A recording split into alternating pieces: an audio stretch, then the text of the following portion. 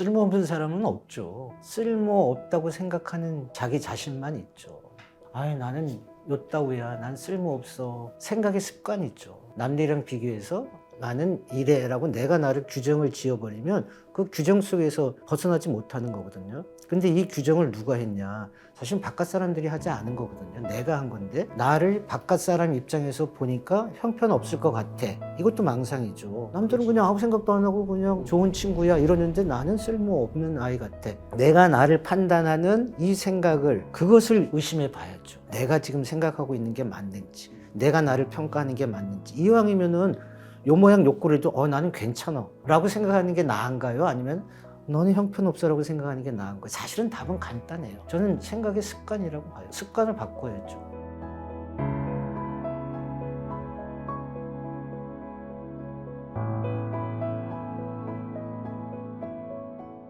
원장님, 이거는 이제 제가 평소에도 궁금했던 건데 생각보다 요즘에 공황장애나 공황발작, 이 공황을 겪으시는 분들이 굉장히 많거든요. 아주 많죠. 예, 보통 일반적으로 공황 이게 왜 오는 건지 항상 궁금했어요. 이게 뭐 때문에 이렇게 오는 거고, 이거는 난치병인가? 이런 궁금증이 항상 있었거든요. 공황이라는 게 한마디로 극심한 공포 상황이거든요. 그거는 원인이 없어요. 원인을 알 수 없고, 제일 확실한 건 멘탈의 문제는 아니에요. 그분이 뭐 심지가 약해서, 마음이 약해서 그거랑은 1도 상관없어요. 그리고 공황은 누구나 갖고 있어요. 불안이 극심하게 나타나는 게 공황이잖아요. 네. 불안은 누구나 있잖아요. 네네.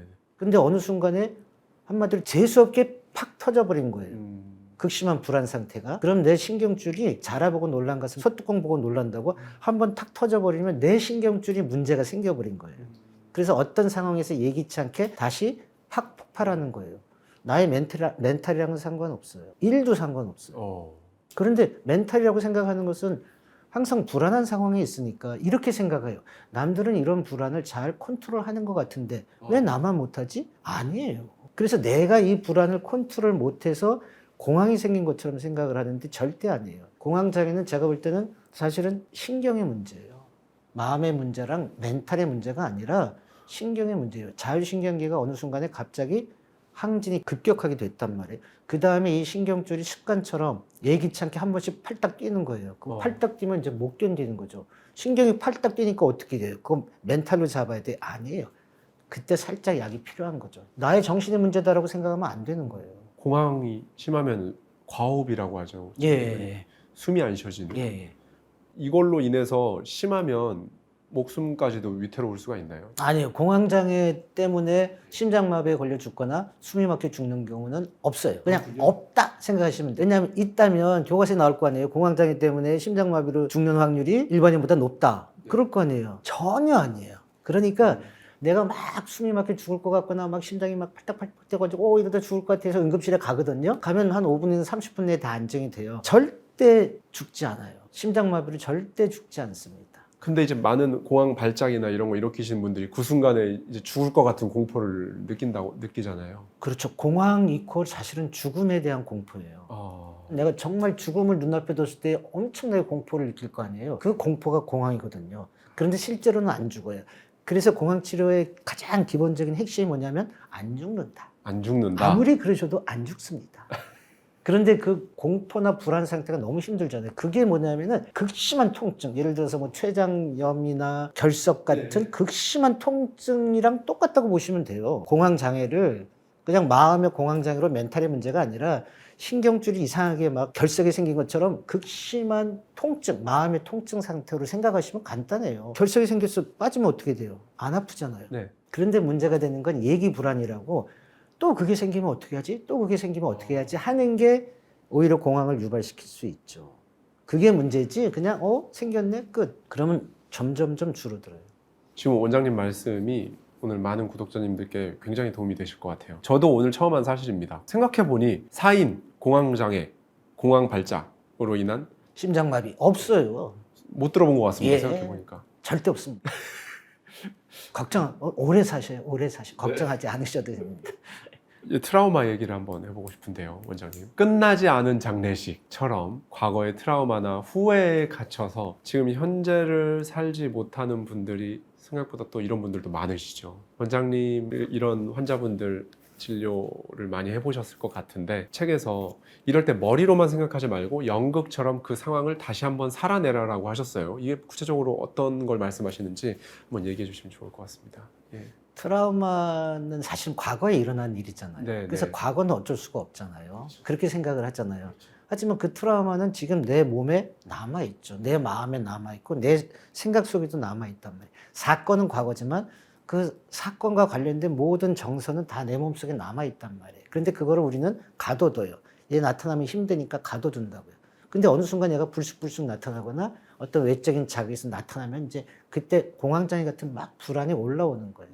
그래서 그 트라우마가 지금 남아있단 말이에요. 꽁꽁 쌓아둬도 이게 힘들 때가 있어요. 진짜 잘 싸서 죽을 때까지 안 나타나면 다행인데 이게 불쑥불쑥 나타나서 나를 힘들게 한단 말이에요. 살짝 힘들게 하는 건 상관없어요. 근데 진짜 내가 일상생활 하는 데까지 힘들다. 이것 때문에 내가 불안하거나 우울하거나 계속 끊임없는 후회에 있다. 그러면 과거라고 가둬두거나 어쩔 수 없다고 하지 말고 끄집어내야지 돼요.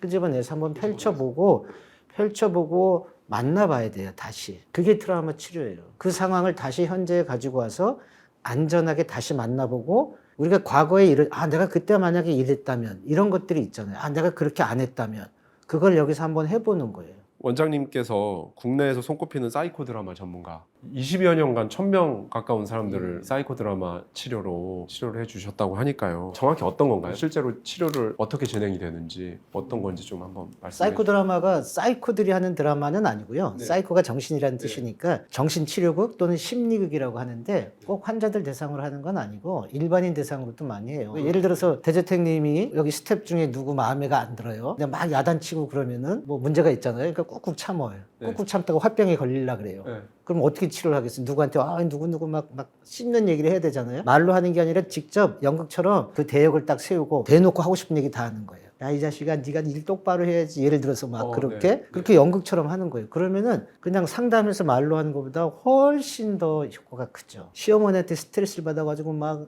남편이랑 이혼해 말어 절연해 막 이럴 때 시어머니 역할을 하는 사람 앞에 놔두고 시어머니한테 못했던 얘기를 다 하는 거예요. 야, 네가 나한테 네네. 욕도 하면서 욕도 하면서 그러면서 신문지 몽둥이 같은 거 있거든요. 이걸로 막 의자 치면서 또 심하면 천 같은 걸로 머리채 같이 해가지고 막 잡아 당기고 그러면서 아주 카타르시스를 느끼는 거죠. 그 시어머니 역할 이런 건 누가 해주시는 거예요? 사실은 소집단으로 하거든요. 모여있는 아무 분한테 시어머니 역할을 해주실 분 하면 서로 해주는 거군요. 그냥 일반인이 나와서 해줘요. 다 연기 본능이 있어서요. 처음에 어머 저 어떻게 그런 거 못하는데 해놓고 나오면은 아주 잘해요. 한마디로 좀 속에 담아놨던 응어리를 확 풀어내는 그런 치료 기법이네요. 그래서 사이코 드라마처럼 드라마틱한 효과가 있어요. 그럼 예를 들어서 시어머니 때문에 막 스트레스를 받았던 며느리가 가상의 시어머니를 대역을 세워놓고 막 다 쏟아내고 하면 막 욕까지 다 어쩌고 저쩌고 막 다 해버려요. 그럼 좀 괜찮아지나요? 괜찮아지. 근데 많은 사람들은 아니 가짜로 했는데 그게 좋아지나 그러잖아요. 동쪽에서 밥 먹고 서쪽에서 화풀이해도 풀어지거든요. 백은 아니더라도 또 뭐냐면요. 옛날에는 시어머니가 뭐라고 하면 이렇게 이랬는데 대역이긴 하지만 자기가 시어머니를 두들겨 패고 욕하고 막 무릎 꿇혀놓고 막 사과도 시키는 연극을 해요. 확대해서. 그러면은 나중에 실제 시어머니가 뭐라 그래도 웃기대요. 참 웃기시네 이러고 초탈하게 되는 경우가 많아서 실제로 그거 하고 나서 시어머니랑 사이가 좋아진 사람도 많아요. 그거를 이제 원장님께서 사이코 드라마 치료로 해서 트라우마도 그렇죠. 트라우마. 거의 사이코 드라마라고 하는 것이 거의 그런 과거의 어떤 사건들 그것 때문에 내가 지금 발목이 잡혀 있는 그런 거 그것을 치료하는 데는 심리극이 제가 볼 때는 탑이라고 봐야죠. 예를 들어서 뭐 영화나 드라마에 보면 그런 거 있잖아요. 뭐 큰 갑작스러운 사고, 뭐 화재라든지 예. 그런 데서 내가 내 가족을 구하지 못하고 어떻게 하다 나만 살아남아서 거기서 심한 트라우마를 느끼고 그럴 때는 그런 상황을 일종의 재현을 해서 내가 다시 그런 상황이 발생했다고 하더라도 이거는 어쩔 수가 없는 상황이었다. 그렇죠. 라는 거를 깨닫는 순간 훨씬 나아지거나 뭐 이렇게 되는 건가요? 그렇죠. 깨닫기도 하고 그때 내가 만약에 이랬으면 하는 아쉬움이 있잖아요. 그걸 연극 속에서라도 해보는 거예요. 해서 해보는 구해보거나 가족을 구해보고 뭐 하면은 훨씬 더 내가 100만큼 고통스러웠는데 그걸 한번 해보고 그 다음에 내가 그때 어쩔 수 없어 라고 다시 현재에서 그것을 몸으로 느껴보는 거잖아요. 머리나 언어가 아니라 몸으로 직접 구해보고 또 내가 어쩔 수 없었던 걸 느껴보고 아 맞아 어쩔 수가 없었구나 또 그렇게 원하던 구해보는 것도 한번 해보고 그러면은 100의 고통이 70, 60, 50으로 줄어들고 정말 없어지는 경우도 있어요. 뭐 책에도 원장님께서 또 말씀해 주셨지만 우리를 가장 힘들게 하는 건 결국 가장 가까운 사람일 때가 많다. 저도 이 부분은 구독자님들께 많이 말씀드렸는데 두 번째 인생, 세 번째 인생 완전히 새롭게 살고자 할 때 그거를 반대하는 건 보통 제일 가까운 사람들이거든요. 왜 그렇게 무모하게 세상 무서운 줄 모르고 이러면서 원장님께서도 책에 그런 말씀을 해주셔가지고 의부증 안에 요거 책에 나와 있긴 하지만 간략하게 한번 말씀해 주시면서 가장 가까운 사람이 나를 힘들게 하거나 이럴 때 내 마음에 요걸 어떻게 가져야 도움이 되고 할지 한번 함께 말씀해 주시면 너무 좋을 것 같습니다. 예. 의부증, 의처증은 아주 많아요. 진짜 너무너무 예를 들어 100커플이 있다. 그럼 어느 정도? 저는 90커플이 90커플이 의부증, 그것도 의처증. 정도의 문제. 저는 100커플이라면은 90커플은 무조건 있다. 의처증, 의부증은 있는데 정도의 문제죠. 그것 때문에 내가 힘들거나 아니면은 더 나아가서 배우자를 힘들게 하거나 그게 아닌 경우가 많지만 사실은 제가 볼 때는 다 깔려 있다고 봐야죠. 의처증하고요. 의부증하고 성비를 봤을 때 어느 쪽이 좀 더 많은 것 같이 느껴지세요? 지금은 의부증, 그러니까 남편을 의심하는 게 지금은 더 많아졌어요. 그런데 의처증이 훨씬 더 많다고 봐야지. 옛날에는 남자들이 더 자유스러웠으니까 옛날 같으면. 네. 그래서 오히려 바람 피거나 그런 경우가 남자들이 많았잖아요. 그러니까 당연히 의부증이 많을 것 같죠. 아니에요. 강도가 달라요. 와. 강도가 남자가 부인을 의심하는 거랑 부인이 남편을 의심하는 거랑 강도가 다르죠. 남자가 아내를 의심하는 거는 아주 강하죠. 거의 죽음의 경지까지 갈 정도의 강력하죠. 그런데 정신과를 찾는 경우에는 대부분 현실적으로 맞지 않는 의심을 하는 경우가 많죠. 제가 책에도 썼지만 애매모호한 경우도 있어요. 이건 실제 남편이 바람 피는 거 아니야? 그럴 수도 있을 것 같은데? 근데 이런 경우에 오는 경우도 드물기는 있지만 대부분은 확실하게 약간 망상 수준? 약간 현실에서 좀 떨어질 정도로 과도한 의심? 소위 얘기해서 막 머리카락 맨날 찾다가 머리카락 안 나오니까 대머리 여자랑 바람 폈구나 막 이렇게 하는 것처럼 그런 경우는 뻔히 이건 망상 수준이구나 알 수 있잖아요. 네. 되게 약간 그렇게 오바된 경우가 병원을 찾지 그러지 않는 경우는 거의 안 찾아요. 이 책에 나온 경우는 사실은 예외적이고 남편이 약간 가스라이팅 같이 너 문제 있어 정신적으로 정신과 가보자 해가지고 데리고 온 경우거든요. 남편을 의심하는 건 네가 정신적으로 문제가 있는 거야 라고 약간 가스라이팅 시키는 걸로 데리고 온 거거든요. 그런 경우는 의사 입장에서 뭐라고 얘기하기 어려워요. 당신 의부증입니다 하고 치료하기도 그렇고. 근데 그렇게 오는 경우는 아주 예외적이에요. 그런데 의처증, 의부증이 많지만 정신과 안 와요. 그냥 혼자 괴롭고 그 두 분만 괴롭고. 하긴 생각해 보면 통계로 봤을 때 우리나라 이혼율이 40%대라고 하더라고요. 제 기억으로는 거의 45% 근처였던 것 같은데 깜짝 놀랐거든요. 저는 추정상 이혼 40%라고 할 때 황혼 이혼 말고 저는 거기에 반은 의처증, 의부증이 깔려 있다고 저는 봐요. 그것 때문에 의처증, 의부증이 아니라 실제 뭐 외도나 이런 것 때문에도 그럴 수 있겠지만 외도가 아니더라도 드러나지 않은 의처증, 의부증이 계속 끊임없는 갈등을 일으키면서 헤어진 경우가 저는 뭐 통계적으로 밝혀질 수는 없으니까요. 저는 거의 3분의 1 이상은 될 거라고 봐요. 아주 많습니다. 그런 예를 들어 망상에 가까운 딱 들어보면 상담을 하는 과정에서 이거는 망상인데 라고 원장님께서 딱 판단이 드셨어요. 그럼 그런 분들은 어떻게 치료를 해야 되나요? 진짜 제일 어려운 정신과에서 질환 중에 하나라고 봐야죠. 마치 이거랑 똑같아요. 내가 불교를 믿어요. 근데 기독교인들이 볼 때 아니 저런 말도 안 되는 걸 믿어? 저 완전히 허황된 망상인데 그분한테 약 먹는다고 불교 믿던 사람이 기독교 거의 그 정도 수준이군요. 아니잖아요. 거의 의처증, 의부증은 거의 그 정도 수준에 가까워요. 와. 그러니까 이게 쉽지가 않아요. 간혹 그런 경우에 너무 심하다고 하는 경우에는 소위 얘기해서 이제 조현병에 관련된 약도 주기는 하는데 차라리 그렇게 조현병에 가까운 의심증이면 약 먹고 효과가 있지만 아무 문제가 없이 계속 그 생각에만 빠져 있는 분들은 약의 효과가 상당히 힘들어요. 원장님, 만약에 우리나라 인구가 그냥 딱 100명이라고 치면요. 제일 많은 건 어떤 걸까요? 제일 많은 건 불안증이죠. 공황장애도 불안증이 들어가니까. 실제로 치료받는 사람들은 우울증이 제일 많다고 봐야죠. 우울이나 불안. 우울, 불안. 그런데 그냥 100명으로 따진다고 보면 정도의 문제지만 저는 90%? 90명. 우울증은 저는 한 40명. 공황장애도 정도로 따진다면 저는 공황장애도 한 3, 40명. 치료받냐 안 받냐의 차이지만 중증이라고 볼 수 있는 조현병 같은. 조현병은 10명 이하라고 봐야죠. 근데 조현병도 정도에 따라 다르니까 조현병이라고 하는 게 우리가 과거 정신분열병이라고 그랬잖아요. 시중에서 하는 말로 따진다면 미쳤다. 네. 이런 거잖아요. 미쳤다라고 하는 사람이 진짜 미쳤다고 하면은 한 명? 그런데 그냥 미친 정도의 수준에 들어간다면 10명? 꽤 많네요. 미쳤다라고 하는 게 현실 판단 능력이 없는 거잖아요. 현실 판단 능력을 좀 더 자세하게 설명하면 내부 세계랑 외부 세계를 구분 못 하는 거예요. 나는 내가 잘생겼다고 생각하거든요. 딴 사람들은 저를 잘생겼다고 생각 아무도 안 해요. 근데 나 잘생겼지? 그냥 솔직하게 얘기해보세요. 아니 별론데요? 아니 별로. 나를 질투하시는군요. 그런. 자, 내부 세계에서 나는 잘생겼다고 생각을 하고 외부 세계는 그렇게 생각 안 해요. 그럼 이거를 잘 구분을 해서 남들이 나를 잘생겼다고 안 하니까 내가 잘생기지 않았나 보다. 이게 제정신이거든요. 근데 나는 잘생겼어. 쟤나 질투하는구나. 이게 뭐예요? 왕자병. 이게 뭐예요? 과대망상. 과대망상이 뭐예요? 미친 거예요. 그럼 나는 미친 거죠. 그 왕자병, 공주병은 미친 거군요. 사실은 그렇죠. 내부 세계랑 외부 세계를 구분을 못 하니까요. 이게 많아요. 예를 들어서 직장에 있는데 제가 나를 미워하는 것 같아. 제 표정이나 눈빛이나 뭔가 말투도 딴 애랑 하는 게 다른 것 같아. 이렇게 생각을 해요. 근데 그 사람 실제 나를 전혀 안 미워하거든요. 혼자 생각하고 있어. 이게 뭐예요? 미친 거죠. 그런데 만약에 그냥 그러고 살아. 관계 안 좋게. 그러면 항상 속으로 쟤 나를 한 번씩 쳐다보는 게 기분 나빠. 이런단 말이에요. 근데 어느 날 이 사람이 가서 너 나 미워하지? 하면 어떻게 되겠어? 걔가 너 미쳤냐? 이러잖아요. 정도의 문제란 말이에요. 그걸 관계사고 나랑 관계없는데 계속 연관시켜서 생각하는 거죠. 의처증 의부증도 관계사고예요. 아내가 뭔가 카톡을 옛날보다 많이 해? 저게 뭔가 의미가 있겠지 하고 나랑 관계를 지어서 자꾸 연관시키면서 자기 생각 속에 빠지고 바깥의 현실이랑 구분이 안 되기 시작하는 거죠. 남편은 바람 안 피는데 자꾸 관계를 지어서 생각하는, 남편이 저런 건 저게 아닐까 저게 아닐까. 그렇기 때문에 사실 누구나 정상과 비정상의 경계에 있죠.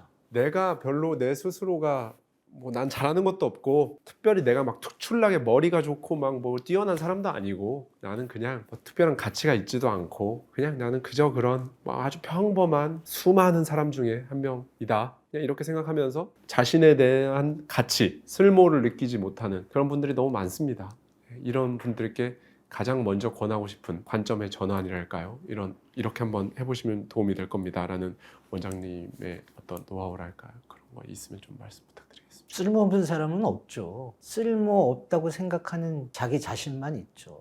아니 세상 살기 힘든데 나는 요따위야, 난 쓸모없어. 생각의 습관이 있죠. 남들이랑 비교해서 나는 이래라고 내가 나를 규정을 지어버리면 그 규정 속에서 벗어나지 못하는 거거든요. 근데 이 규정을 누가 했냐? 사실 바깥 사람들이 하지 않은 거거든요. 내가 한 건데 나를 바깥 사람 입장에서 보니까 형편없을 것 같아. 이것도 망상이죠. 남들은 그냥 아무 생각도 안 하고 그냥 좋은 친구야 이러는데 나는 쓸모없는 아이 같아. 그런 게 피해망상 같은 거죠. 그렇죠. 피해망상이죠. 그런데 그것을 그냥 당연하게 생각을 한단 말이에요. 내가 나를 판단하는 이 생각을, 그것을 의심해 봐야죠. 내가 지금 생각하고 있는 게 맞는지, 내가 나를 평가하는 게 맞는지. 이왕이면은 요 모양 요 꼴에도 나는 괜찮아 라고 생각하는 게 나은가요? 아니면 너는 형편없어 라고 생각하는 게 나은가요? 사실은 답은 간단해요. 저는 생각의 습관이라고 봐요. 습관을 바꿔야죠. 근데 잘 안 바뀌기 때문에 내가 쓸모없다 생각하면은 내가 쓸모 있는 공간을 한번 찾아보시는 것도 좋을 것 같아요. 내가 음악을 좋아한다면 음악, 갑자기 공부를 하고 싶다? 쓸데없지만, 남들이 볼 때 쓸데없다고 손가락할지 모르지만 갑자기 이런 대학원에 가고 싶어. 내가 쓸모없다고 생각되면 내가 쓸모 있을 수 있는 공간을 한번 생각해 보는 것도 좋을 것 같아요. 영광스럽게도 올해 2025년 마지막 날 12월 31일 마지막 날에 원장님 모시고 이렇게 녹화를 하게 됐는데, 이 영상은 이제 새해에 보시겠지만 지금 촬영일 기준 2025년의 마지막 날, 지금 대한민국에서 버티는 것조차 힘들다, 언제까지 버텨야 하나 이렇게 힘들어하는 분들께 원장님께서 한마디 해주시면 그래도 좀 힘이 되는 분들이 많지 않을까 싶습니다. 인생은 고해라고 하잖아요. 저는 진짜 그렇게 생각해요. 고통의 바닷속에서 수영하는 게 우리의 인생이라고 생각을 하는데, 태평양 한가운데 깜깜한 밤중에 고무 튜브 있는 그런 삶이라고 할 수는 있지만, 중요한 거는 나만 그런 게 아니라 옆에 있는 사람도 고무 튜브하고 혼자 있고 그런데 서로 손을 잡아주면 안심이 되잖아요. 깜깜한 밤중 서로 손잡고 막 수다 떨고 막 이러면. 그것처럼 힘든 상황이지만 희망은 있어요. 옆에 고개를 돌려보면 나한테 손을 잡아주는 사람이 아니라 내가 상대방의 손을 잡아주는 것도 나를 치유하는 또 다른 힘이거든요. 그래서 내 주변에 있는 만남을 다시 생각해보는 그런 새해가 됐으면 우선은 좋겠고, 똑같은 만남 말고 새로운 만남, 아니면 기존에 만났던 사람도 다르게 한번 만나보는 거, 그것도 좋을 것 같고, 그리고 힘들지만 고해이긴 하지만 그럼에도 불구하고 작은 사랑과 작은 희망과 작은 용기, 그럼에도 불구하고 가졌으면 좋겠습니다. 그럼에도 불구하고 네. 원장님께서 마지막에 너무 좋은 말씀을 해주셨고 2026년에는 저도 원장님도 이 영상을 보고 계신 구독자님들도 그럼에도 불구하고 잘 2026년을 해 나아가셨으면 합니다. 네, 긴 시간 동안 윤우상 원장님 모시고 명랑한 정신과에 담겨있는 따뜻한 인사이트들에 대해서 이야기를 나눠봤습니다. 오늘 긴 시간 동안 이렇게 함께 해주셔서 다시 한번 감사드리고 아이고, 감사합니다. 구독자님들도 원장님도 많은 분들 새해 복 많이 받으십시오. 오늘 긴 시간 동안 고생 많으셨습니다. 아이고, 감사합니다. 감사합니다. 새해 복 많이 받으십시오. 새해 복 많이 받으십시오.